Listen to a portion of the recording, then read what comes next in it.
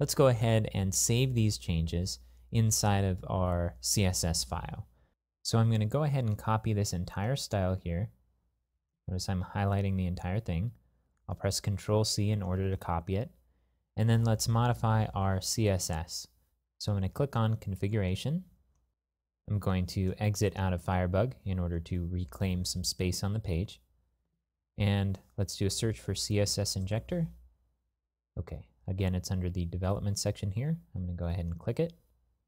And we have a rule already for guide pages, but we need to set up a new rule in order to include some CSS on every page on the site. So let's go ahead and click Create a New Rule.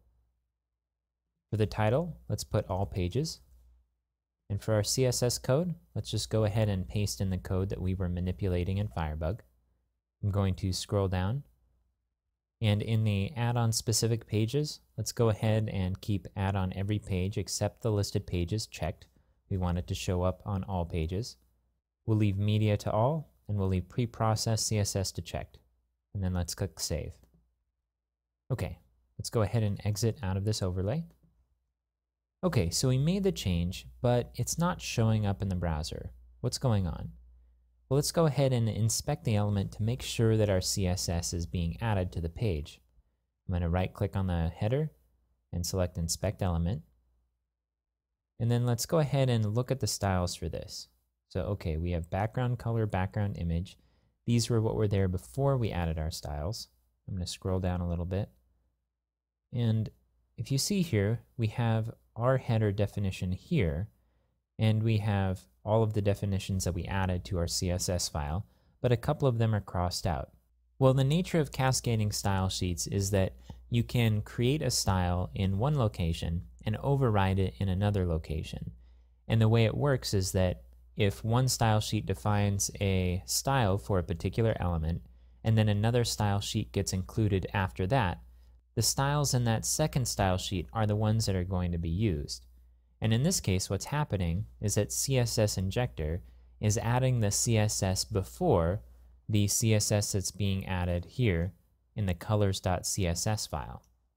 The most sustainable way to fix this would be to change the order of these CSS files to make sure that the colors.css appears before the CSS Injector file. But for a simple quick solution, we can use a special property of CSS called important in order to override this cascading nature of CSS. So for example, if we scroll down here, and in this header style that we've created, we take the background image, and I'm going to highlight it and then click the right arrow key in order to get to the end of the value. And we add space, exclamation mark, and then the word important. What happens is our style shows up even though it appears before another style. What this important keyword says is that we're going to ignore any other styles that are being applied to this element this way, and we're going to use this style no matter what. Because of this, it's a bit dangerous because it means that the expected behavior of CSS will no longer be in place. And if someone on our team needs to override this for some reason, they're going to have to remove this important in order to add their new style. But for now, let's go ahead and use it. I'm going to go ahead and close Firebug, and I'm going to go back to the CSS Injector configuration. I'm going to click Configuration.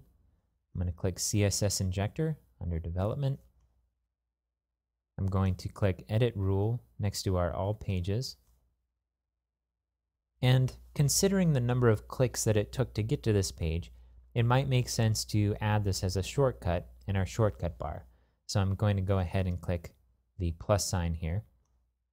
And this added the shortcut Edit CSS Injector rule. This title could be better, but we'll come back and change it later if we need to. And then in our CSS code, let's go ahead and add that important here after the value, but before the semicolon. Now, if you remember from looking at those styles, the background position and background repeat were fine. Let's go ahead and scroll down to the bottom and click Save. And let's close the overlay and go back to the page. Okay, we now have our clouds.